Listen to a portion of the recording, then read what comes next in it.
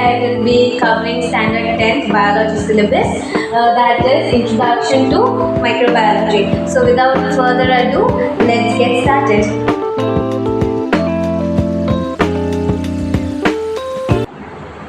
So my first question is, what do you all mean by microbiology? एक hint मैं देती हूँ. In biology, every word has the meaning in the word itself. So yeah, microbiology means micro and biology. Micro means very small. So microbiology deals with the study of microorganisms that are living and are very small and they cannot be seen by our naked eyes. हमको microscope की जरूरत पड़ती है to visualize these microorganisms. Example of microorganisms are bacteria, viruses, fungi, protozoa and algae. Now to give you all a brief idea about from where these terminologies come from, the bacteria, fungi, protozoa, I will be giving you all a background about the living organism classification which was done by Robert Whittaker. He gave us the 5 kingdom classification of living organism where he classified living organism into prokaryotes and eukaryotes. Prokaryotes में kingdom Monera आता है जिसमें bacterias include होते हैं and eukaryotes में 2 types के होते हैं, यूनिसेल्युलर एंड मल्टीसेल्युलर. यूनिसेल्युलर में किंगडम प्रोटिस्टा आता है जिसमें एल्गी एंड प्रोटोजोआ इंक्लूड होते हैं एंड मल्टीसेल्युलर में plants, kingdom fungi and kingdom animals. Kingdom fungi में moulds, yeast and mushroom include होते हैं. Now you all will be shock कि ओ मशरूम हम खाते हैं, we eat mushroom, how can it be a fungi? But yes, mushrooms are fungus, they belong to the kingdom fungi. So moving forward, microbiology is further divided into 2 types, that is applied microbiology and industrial microbiology. Applied microbiology consists of genetic microbiology, molecular microbiology, biochemistry and medical microbiology. These all involve the study of microorganism at the genetic level, biochemistry level, मतलब microorganisms के अंदर क्या reactions होते हैं, and the molecular level. The next one is industrial microbiology. Industrial microbiology are divided into 2 types where there is food production and the second one is the environmental aspects which deals with sewage management and pollution control. So in today's lecture I will be teaching you all about food production which includes dairy productions that include yogurt, butter and cheese production, bread and vinegar production. So coming to our first topic, that is dairy products. Now most of the food products are produced by the process called as fermentation. What do you mean by fermentation? It is the introduction of microbes into the milk to get our final product. How is that possible? So there is a basic step for all the production of dairy products. First is called pasteurization of the milk.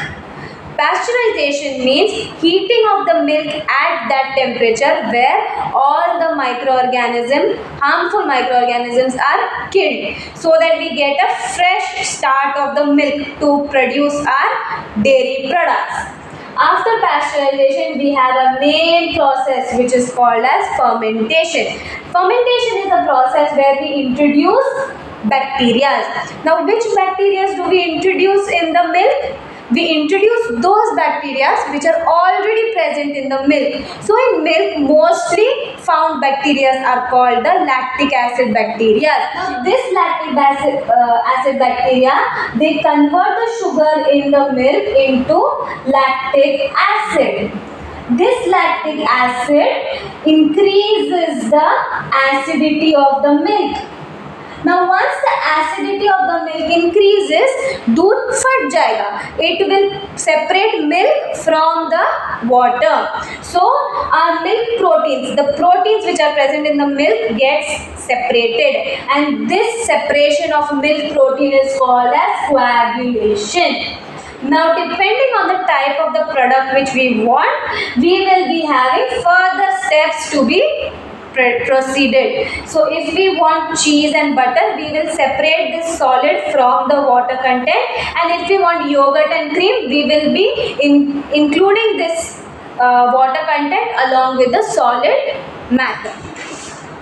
So I will be teaching you all about two different types of dairy product, that is yogurt production and cheese production. Now, as in my previous section, I already gave you all a basic step for dairy product production. So first step is our pasteurization, then we have our fermentation where we introduce lactic acid bacteria, then third we have the coagulation, and then we have the final product which is obtained. Similarly, for yogurt, we will be following the same process. First, we will pasteurize the milk. We will pasteurize the milk so that all the harmful bacteria are killed. After this step, we have one extra additional step, that is we will add condensed milk powder. Now, why do we add condensed milk powder is to increase the protein content of the yogurt. During this process of pasteurization, it may be that some protein content of the yogurt will be hampered. So, in order to maintain that protein content, we will be adding condensed milk powder. After this addition, we will undergo the process of fermentation. In fermentation, we will add two types of lactic acid bacteria.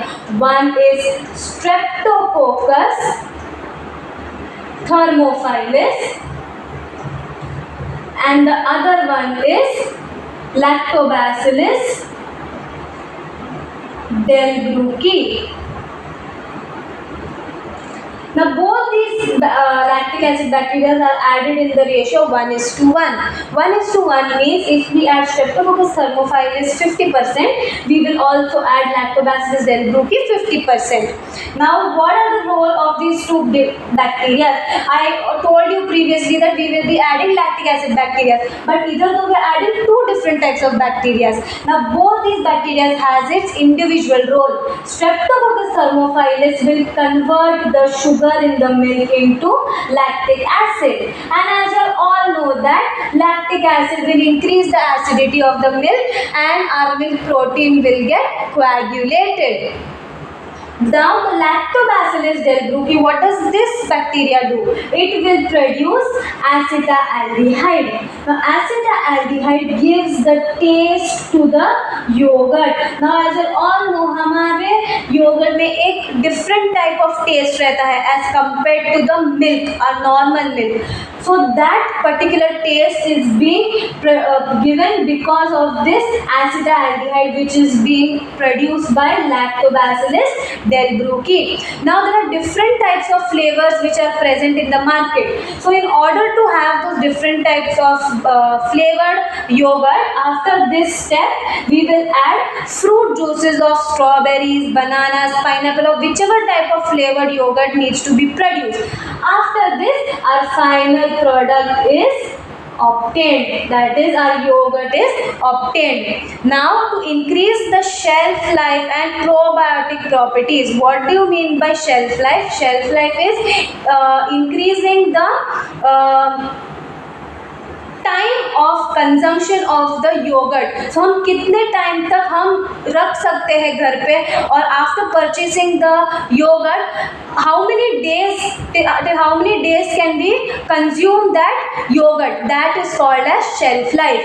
So the shelf life and the probiotic property of the yogurt is improved by pasteurization of the milk. So हम जितना better हमारा pasteurization step होता है उतना better हमारा shelf life and probiotic property of the yogurt will be. Moving forward to our next topic, that is cheese production, which is everybody's favorite. हम सबको चीज पसंद है. So let's study how cheese is being produced. Our first step, as I already told you, is we will pasteurize the milk. Pasteurization of the milk. After pasteurization of the milk, we will add are bacteria, that is lactic acid bacteria.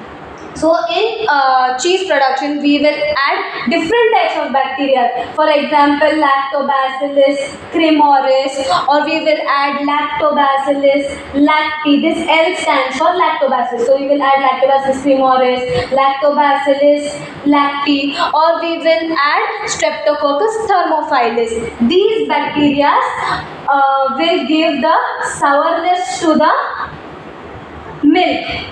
And alongside this sourness, it will also help in coagulation of the milk, because as I told you all that lactic acid bacteria, it converts the sugar present in the milk into lactic acid, and this will increase the acidity in the milk and it will coagulate the milk proteins. Alongside this fermentation process, we will add a particular enzyme called as protease enzyme. Now initially in olden days, instead of this protease enzyme, the people used to add rennet enzyme. This rennet enzyme was obtained from the alimentary canal of the cows. So initially this rennet enzyme was used, due to which cheese used to become non-veg. But now instead to get a veg cheese, vegan cheese, we add this ready to use protease enzyme. So what does this protease enzyme does is, along with these lactic acid bacteria, it will coagulate the milk and it will enhance the flavor and ripening of the cheese. Now after both these enzyme and the lactic acid bacteria is added, we will have the process of coagulation of the milk protein. So we will have now water content and the milk protein separated. Now do we require water content in the cheese? No, cheese is solid. So we will require only the solid milk protein. So we will separate the water content from the milk protein, and then we will have the production of cheese. Now this milk protein will be further cut, washed, rubbed, add salt, and then mixing of different pigments and flavors to obtain our final cheese product. So this is how our cheese is being produced.